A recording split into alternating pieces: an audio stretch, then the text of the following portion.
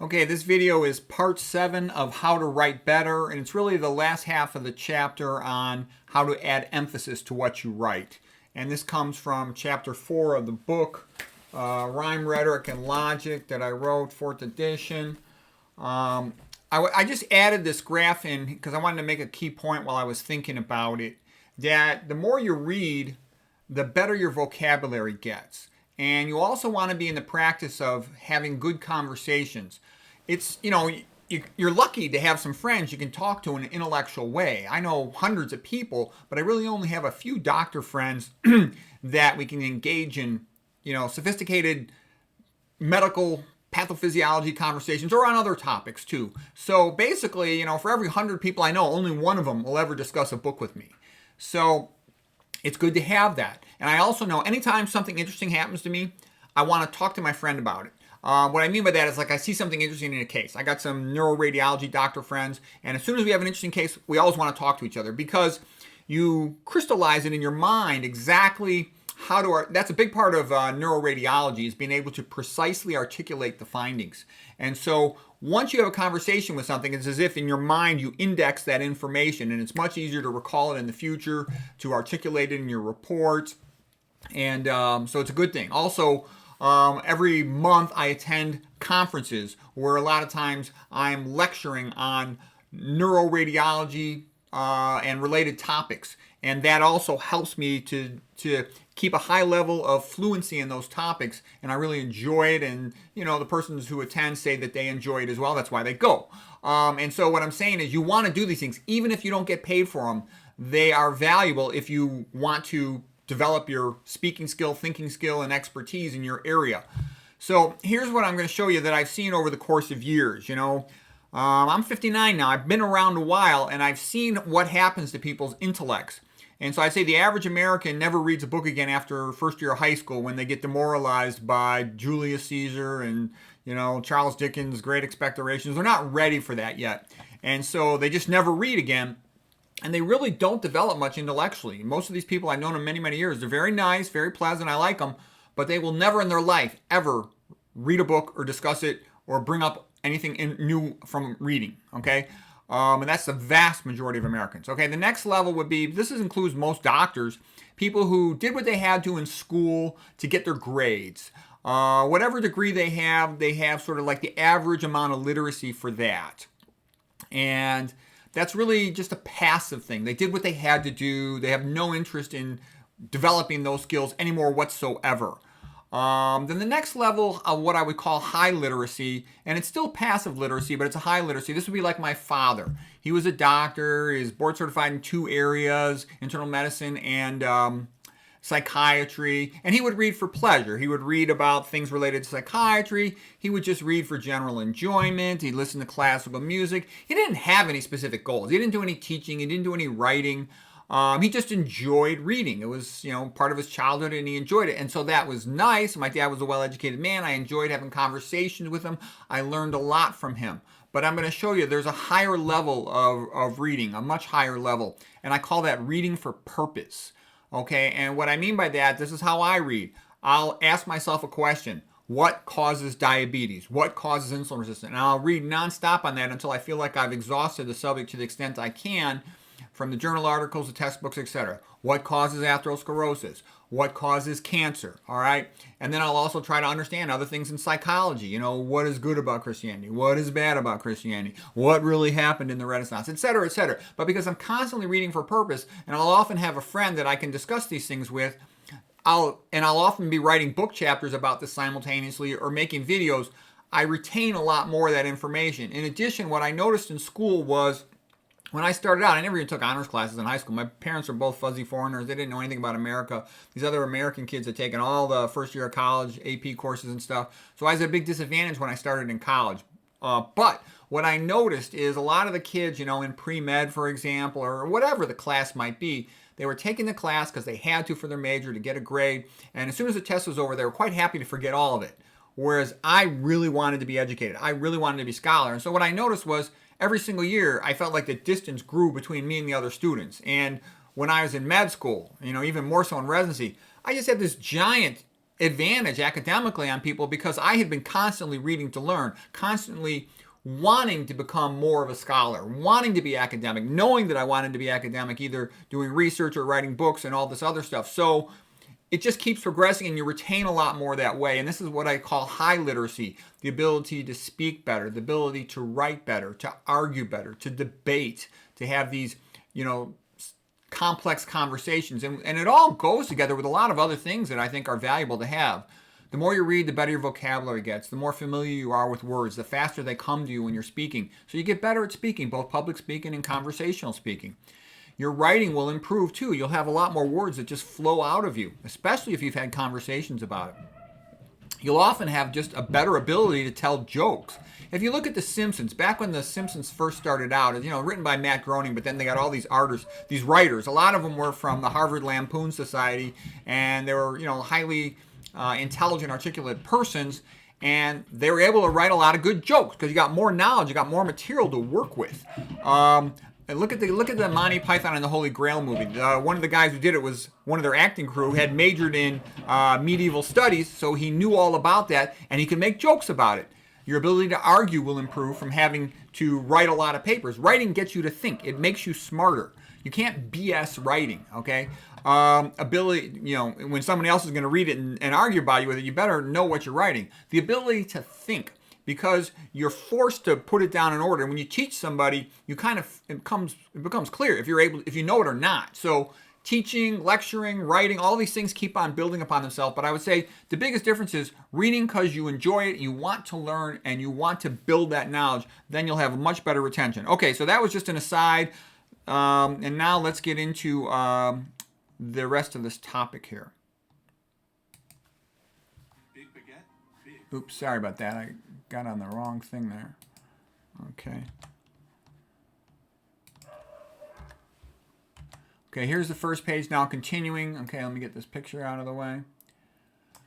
All right, so this is about masculine endings. A masculine ending is just the ending of a word when it's stressed, it's accented. And what that really means to say something is stressed or accented just means you say it louder. So you say it louder, all right? So when you end with a single masculine word, that has a little oomph to it. When there's a double masculine ending, that has double oomph to it, double stressed word. So that's Batman, backbone. Okay, the poetry term is spondee. I have an entire different chapter about poetic terms, but for the purpose of adding emphasis, it's relevant here. So Stephen Fry, he's a pretty good writer guy. He calls it John D. But spondee, the words are both stressed. And like a good one is badass, okay? And it sounds tougher. That's it, like you're pissed off, okay? And then, Conor McGregor is sort of the famous, talkative Irish Ultimate Fighter guy, and here's like a quote from him: trash talk. Okay, so listen to trash talk. They're both stressed syllables. Trash talk. It just sounds kind of macho and tough. This is an American term that makes me laugh. I simply speak the truth. I'm an Irishman. Okay, he's sort of like the caricature of the Irish leprechaun, the Fighting Irish, Conor McGregor. Okay, triple masculine. So a triple masculine word, colossus, molasses, those are words, but you look at it, there's actually a lot of famous phrases by that. Big Bad Bob, okay? Break, break, break, from the Tennyson poem. On they cold gray stones I'll see, and I wish that I could utter the words that arise in me. Okay, John Paul Jones. Notice how it's sort of memorable. That pop, pop, pop, 3 stressed syllables in a row. And then a Robert Service poem, Dan McGrew, all right? Look at these macho Hollywood actor names, Clint Eastwood.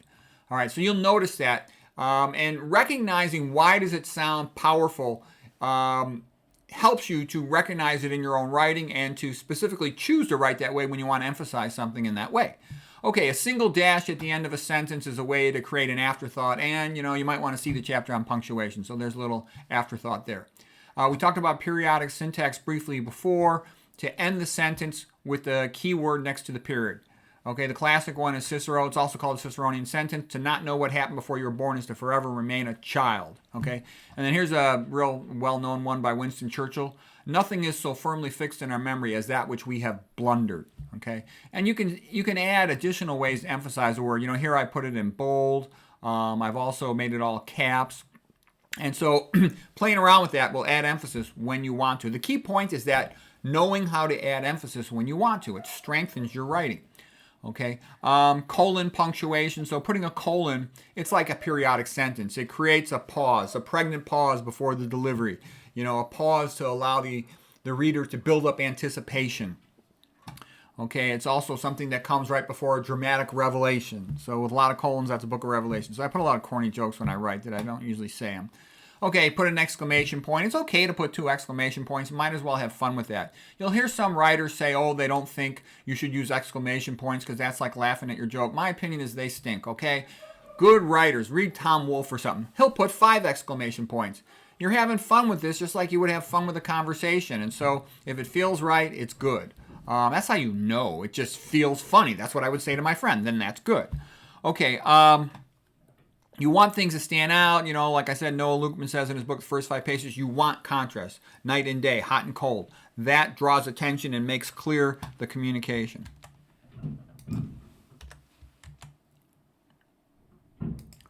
Okay, there's a lady by the name of Robin Williams. This is not the actor. Everybody knows the actor named Robin. There's a lady writer, and she wrote a book called The Non-Designer's Book, like of design. And she has a mnemonic for setting up a design, the words on a design page. And she calls it CRAP.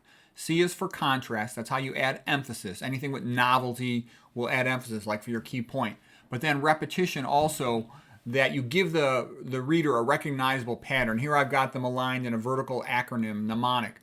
A for alignment, that makes it easier, the reading flow, it makes sense to the reader. You want the reader to grasp what the point, the meaning is quickly. And then P is for proximity. So what that means is you want to put the names of things close together. If there is a picture, you want the name of, labeling something right next to the item it labels. It's just a lot easier for the reader to follow. And again, being aware of all this just makes it natural to do it. And then you'll notice once you're aware of this, that if it's not in that format, it'll seem wrong to you. It'll seem kind of amateur or screwed up. So that's why you want to study all this stuff, so you can quickly do the right thing when you write. Okay, prose rhythm. You're going to get a feel for a prose rhythm. And a good way to just first grasp this concept is question and answer. We all know FAQs, frequently asked questions. They're nice. The question is asked, then comes the answer. Question is asked, then comes the answer. And you're going to see this plays into prose rhythm and a lot of related things. Tension and release. Like in music, tension and release. Well, that's also very much like a setup for a joke and then the punchline. A setup for a joke and the punchline. And then it's like an itch and a scratch. Itch and a scratch. And so if you can put that into your writing, you make it a lot more fun, and it develops a rhythm, and it develops a strength like galloping on a horse, okay? Climax order and parallelism, meaning that you should build towards the key point. Build towards the key point. And a lot of times, you're going to, when you write a list of words, if there's any type of like climax or crescendo, you want to build that in if you can. And for example, here's 2 sentences from Carl Jung, and we'll put them together. He's put them together in a way where the last word is going to be the key one, become. He says, I am not what happened to me. I am what I choose to become. Okay, so it's sort of, he's built to that, and that's almost like the punchline of these 2 sentences that are linked together. Okay, so here's another crescendo sentence. Isocolon means the same length. Parallelism means the words are like in the same format. All right, so this is from the Bible, from John 9:25. Okay, I was blind, but now I see. So that's sort of the big statement, but now I see there. All right, and here is some stuff from Lucius Seneca, the Roman. When we teach, we learn. So this is sort of the when we teach, almost like that gets your anticipation going. What's going to come next? We learn. While we wait for life, life passes. So you feel like there's a rhythm to that, almost like question, answer, itch and scratch, tension and release. Okay, and building that into your writing just gives it strength. And it goes back to, again, the concept of the Romans with rhetoric, and the Greeks especially with rhetoric, whereby they noticed that good speakers had certain forms they used all the time. We'll call them rhetoric, and there's names for all this stuff. And then you just take these as a template and put your writing into it, and it becomes more powerful. Okay, Oscar Wilde, he was great at using climax. Here, let's just give you one sentence from Oscar Wilde. Some people bring laughter and happiness into whatever room they enter.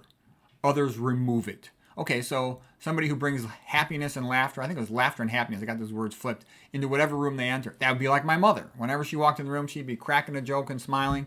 Other people remove it. That'll be like some grouchy person who always just, steals the energy out of the room. All right, crescendo paragraph. This can be made a lot of times with long sentences, which are sort of the build-up, the setting of a joke, if you will, and then the punchline is going to be short. And that contrast between long and short is key, and it sort of builds up this dramatic tension. Dostoevsky was great at that, and here's a paragraph that comes from his book, Brothers Karamazov, the Grand Inquisitor chapter. And this is the Grand Inquisitor speaking to Jesus Christou, who has returned, let's say, to Spain around in the 1600s, and the Grand Master's had him in prisons, and now the Grand Master comes to visit him, and here's what he says to him. Why then art thou come to hinder us? For thou hast come to hinder us, and thou knowest that. But dost thou know what will be tomorrow? I know not who thou art, and care not to know whether it is thou, or only a semblance of him. But tomorrow I shall condemn thee, and burn thee at the stake, as the worst of heretics, and the very people who today kiss thy feet. Tomorrow, at the faintest sign from me, they will rush to heap up the embers of thy fire. Knowest thou that? Okay, so he sort of got you going, and he builds it up, and then boom, the big punchline there. It's like the greatest book chapter ever written in any book. Okay, choosing a font. And you could play around with fonts. A good thing to do is go into your word processor and scroll down through all the font choices you have, and you'll notice that they have different features to them. Of course, bold adds emphasis. Italics sort of sets aside a special situation. An overline, you can put the overline on top of something rather than underline beneath it. There's special times when that will work. You can double underline for increased emphasis. You can strike through as if to like write a joke in there, and then like you change your mind, put a strike through the joke. You can put drop shadows on it. And by the way, I took this text out of my word processing program, not the same as my presentation program. That's why not all these text features are occurring in my talk, but experiment with your word processing program and you'll find them. Okay, an outline thing, sometimes I'll do that, again, to create a change, more contrast. Okay, there's a lot of options. Some fonts are more masculine. They're sort of masculine macho fonts, bold and stout and heavy, like Colossalis, Architectura. Some fonts are more feminine, like they'll be curvy. In general, that's sort of masculine and feminine. Masculine is hard and solid and straight. Feminine is more curvy and soft and voluptuous, okay? Some fonts, this is a Gothic font. They have sort of more Gothic appearance, a more verticality to them, more sharp edges. You can make a line of text shorter if you use the narrow version of a chosen font. You can take the same font and make it longer. Use the mono version. Mono version means it's like the old typewriters where every letter had the same side-to-side length. So once you use them, you'll make the line longer. And again, the reason you'll want to play with these is if you're trying to space your text or if you're trying to draw out a phrase, playing games with it, you'll add a little nuance to it. And this will be the kind of thing where you're reading something and you're just enjoying it. It's like this writer knows what they're doing. And the better writers, they will have played around with a lot of this stuff. You can change the color of the font. Some fonts have a Gothic appearance. So I like Gothic, so I made it green. A lot of times when I like something or I see it as positive, I'll make it green. Just adding blue font dramatically stands out from the black font. You can alternate fonts to increase contrast, to add emphasis. You just play games with it. Like if I have a conversation between two people, I'll have one of them always speak in one font, the other speaks in another font, just to help the reader quickly know who's who. Serif font means they're like little foot-like extensions on there. That's like what serif means, and they kind of lead you from letter to letter. And this is what you'll typically see when you're reading the prose in a book. When you read a street sign, then it's better to be sans serif. Without the foots, it's easier to visualize it, especially when you're looking from far away. Sans means without. Sans serif is without feet. And again, it doesn't work as well in a book, but a lot of times it's okay for presentation slides. It's more easy to read when it's, on a road sign, for example. So again, spend time looking in your processor what you got, and I recommend type out a couple short phrases in the different fonts, and you'll get to see what they do. One of the most important differences is the height of them, and that's a big contrast between a short height font and a big height font, and you can use that for effect when you're writing. The most effect comes from, let's say, one font will be serif, and it'll be short in height. The other one will be tall, and it'll be sans serif. You can make one bold, not bold. All this stuff helps you to create differences, to show contrast in your text. Some texts are really dramatic. They have built-in drop cap letters that go way above or below the line. Here's some dialogue I just playing around. In my books, a lot of times I'll be simultaneously reading something else while I'm reading something about science or nutrition. And let's say I read all the King Arthur stuff. And then when I was writing a book about how to reduce the risk of chronic disease and cancer, I would often have scenes from the King Arthur thrown in here. So like some silly scene about Sir Gawain the Green Knight. Why should I eat vegan? I'm already dead. And then the Plant Man, I would have all these characters like Plant Man, Prometheus, Vegan Prophet, and stuff. And they'll in their dialogue they'll say, so you'll have more energy. The Green Knight says, spin the table. I want some salad. And so this is the round table, is a spinning salad. What do you call it? Like a lazy Susan. And then Guinevere says, Lancelot, spin the bottle. And then I would have King Arthur getting pissed off. Guinevere, stop trying to be like Helen of Troy. So anyways, I'm just playing around. And here I don't have all these colors because most books are going to be black and white text. But, in a PowerPoint type program, you can have color text, or if you can get that into your other situations, the more ways you can play around, the better.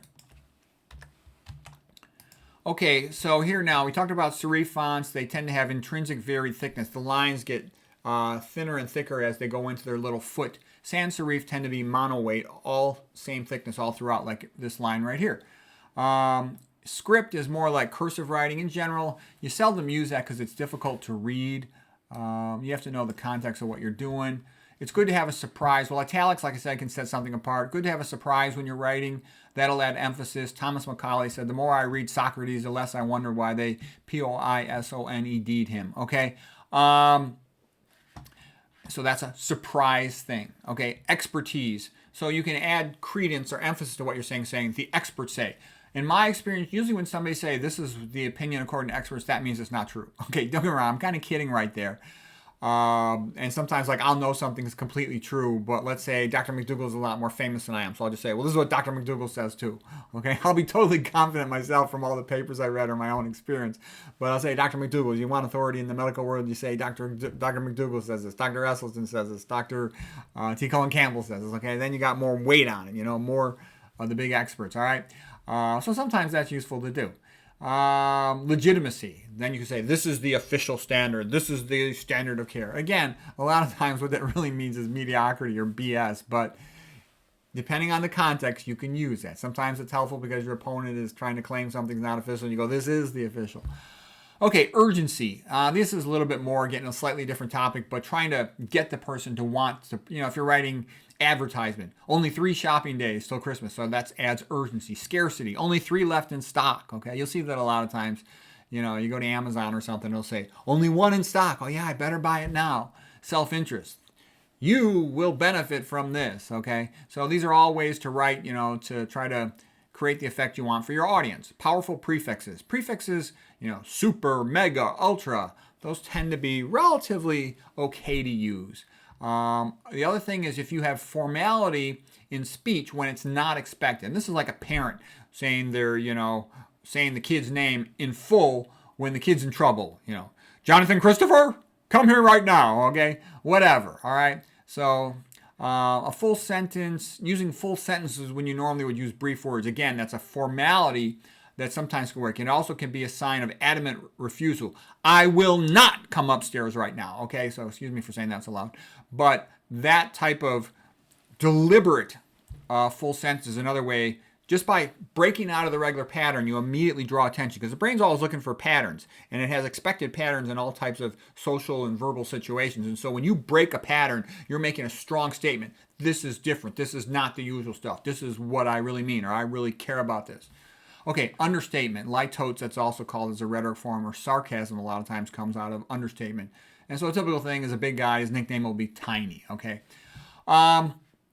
Use words that create visual images. The actual book of Revelation has incredible word images, but here's one quote from Revelation, chapter 13, verse 17.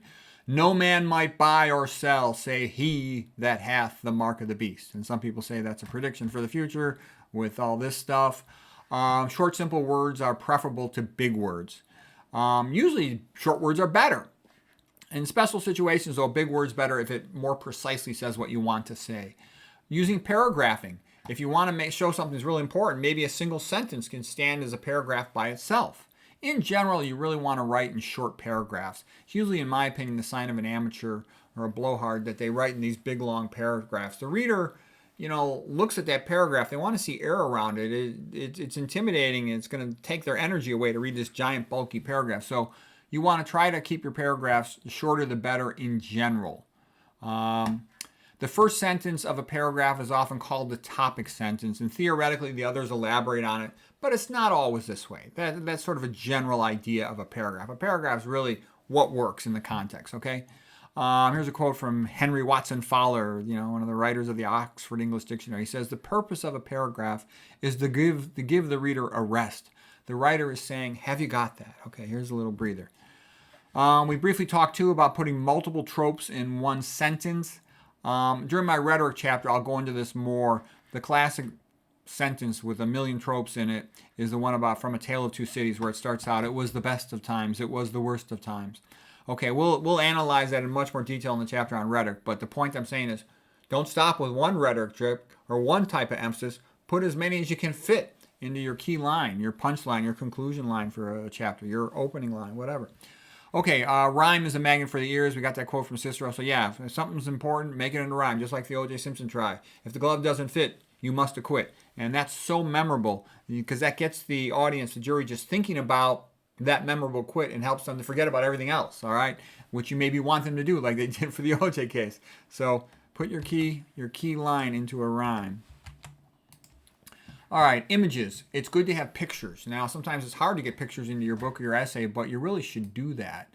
I told my kid he was good at drawing when he would hand in a paper for school. I'm like, you should always put a drawing in your paper. He's like, "Dad, why are you bugging me? Why don't you leave me alone?" And I'm like, "Look, pal, I'm trying to help you, okay?" And every kid is going to hand in a paper, and the teacher's bored out of her mind, with all you functional illiterates handing her all this nonsense. If you put a drawing into your paper, it'll stand out. She'll see that you put some extra effort into it. She'll see that you actually have some talent in drawing, and then maybe she'll think your writing's not so bad.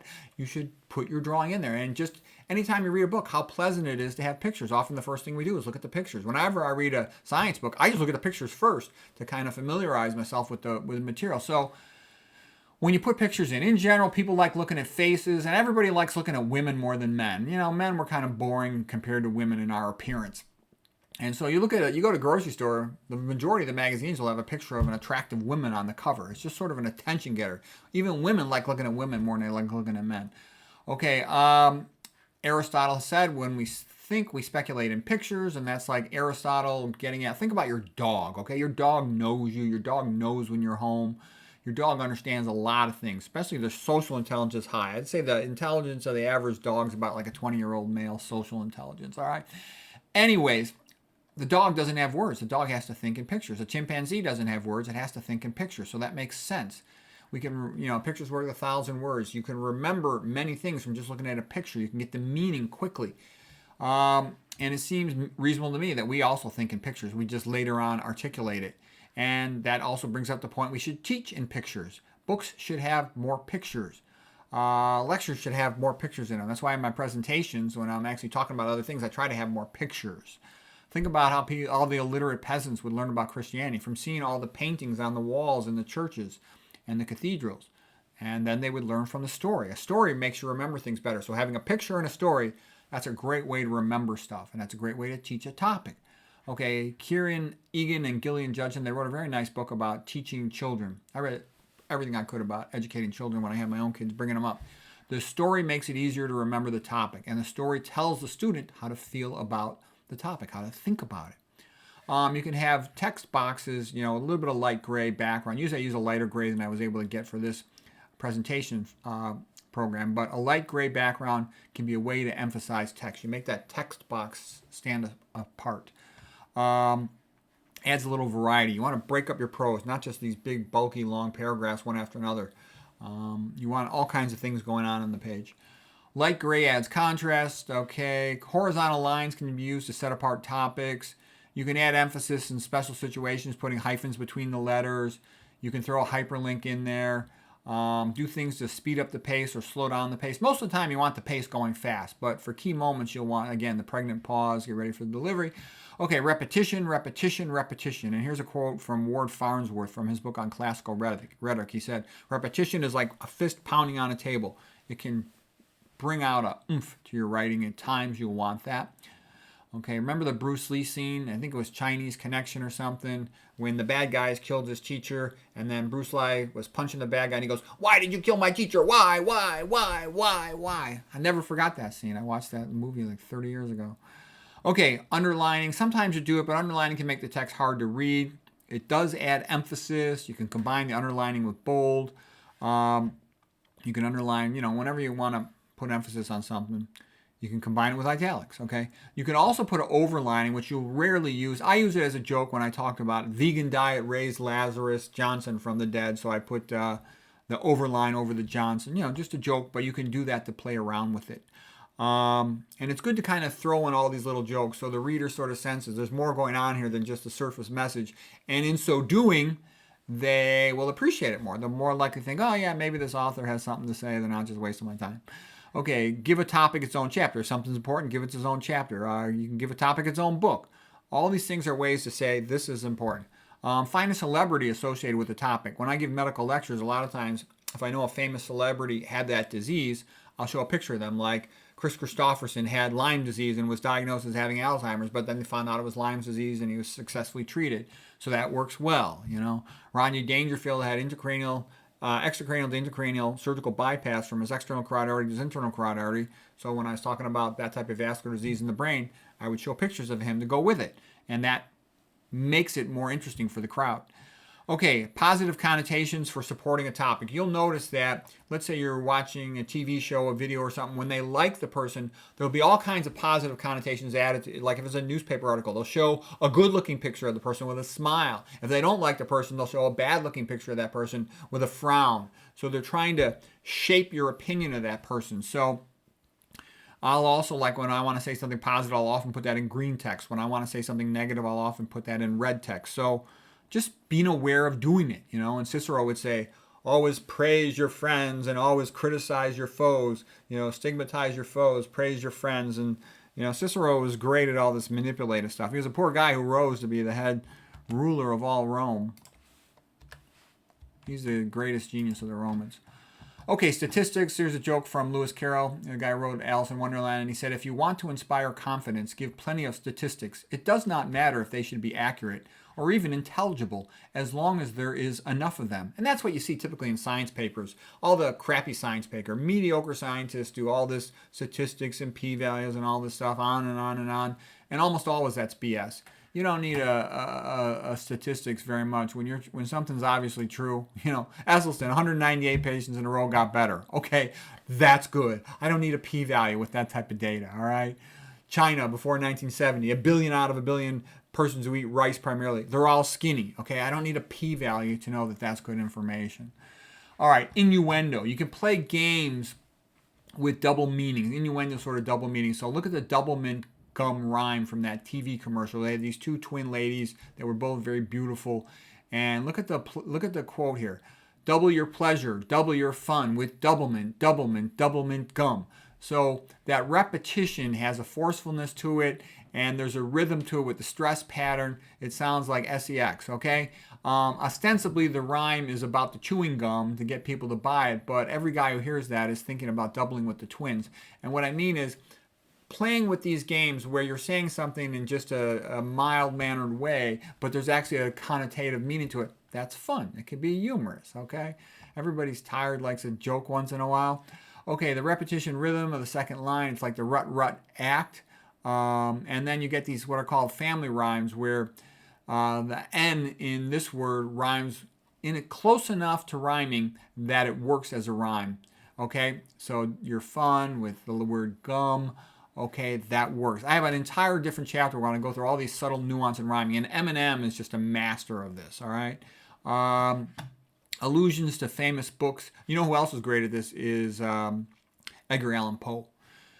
It was many, many a year ago in a kingdom by the sea that a maiden there lived whom you may know, whose name was Annabel Lee, and this maiden she lived. Okay, we won't go into all that, but I can remember that from high school just because it was so magnificently written. And The Raven, same type of thing with Edgar Allan Poe. It's magnificent. Okay, this is just something from one book I wrote about how to reduce the risk of chronic disease and cancer. In the garden, there was a tree of nutrition knowledge, of good and evil. Learn and live, ignore and die. Okay, so a couple games I'm playing here. anything from the Bible, the famous quotes from the Bible are pretty well known. So when you take one of those famous quotes to educated people, that'll be recognizable, and then you make a play on it. And usually at the beginning of a book, it's usually good to say there is some big problem, and that includes in your life, dear reader. But I've got the solution here. So that's what you're sort of saying with the book, and that's sort of a hook, if you will, to get the reader interested. All of these negative things can happen to you, but if you learn the information in this book, you will survive and thrive. So, and just going to something like a quote from the Bible or a quote from some other famous book immediately gives the reader a framework to work with. I laugh because I've been doing a lot of Spanish stuff lately. Whenever I do a lot of Spanish stuff, I get a little slower with my English. That's kind of just how it is, but I'm having fun with my Spanish stuff right now that I'm doing on the side. Okay. I love Spanish Christian music. I'm kind of playing around with that. All right, live and die are formatted with bold, centered position and are different for emphasis. Now, in the book, I had this stuff centered. Meat is for chumps, vegan is for champs, just to add emphasis to it. Instead of, being all the way off to one side of the page on the left side, like typical text, I centered it in the middle. That's another way you can add emphasis. Here's a quote: "Let the vegan Reformation begin." Okay, so Reformation, everybody knows Reformation. It basically turned Europe upside down. But when I say vegan Reformation, then the power of that word Reformation just adds power to veganism as a way to turn things upside down in terms of health, etc. Okay, something in the captions. When we skim through a book and look at pictures, we'll often just read the bold part of the caption. So if I want to really emphasize something, I'll try to have a picture of it and put that in bold for the captions. Rhetorical devices, put a spotlight on things. We talk about that. They're impact boosters. Religious rhetoric itself has got a lot of impact. Look at the speeches of Martin Luther King, how he combined religious rhetoric, and that made his speeches so much more memorable and forceful. John Ruskin is the greatest art critic of all time, and his greatest speech is the one from 1853 about the pre-Raphaelites. And I would recommend you listen to it. I'm going to put a link to this down below in the text. If you just see the speech, and I think if you start somewhere like around 9 minutes or so, that's when he gets around the most of the best parts of it. Okay, that's great, righteous religious rhetoric. Okay, here's a typical line of a John Ruskin criticism. "Just as classical art was great in building to its gods, medieval art was great in building to its God, and modern art is not great because it builds to no God." Okay, that's John Ruskin. Over the top. He's great. He was a great writer. He sort of brought up on all that Puritan, Protestant, Bible-thumping prose, and it enabled him to write very strong. Okay, like I said, I'll link to that. A special word on email. We all probably read a lot of emails, and often many of us write a lot of emails, and most people suck at writing emails, so you want to get good at it. To get good at writing email, the first thing is, like Schopenhauer said, only one thought per line, and then ask yourself, how can you say it as concise as possible? And how can you convey the meaning with as few words as possible? And so what you can do is highlight the key points. You can highlight them in yellow. You can change the font type to contrast things. You can put a little introductory filler that you might need to include just in routine text, and then put the key point in big font, bold, color the text, etc.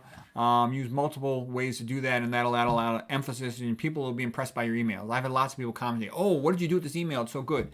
And so doing that stuff will help you with your writing. I think that's the end of our stuff for today. Yes, it is. That's the end of part 7. I hope that was useful for you.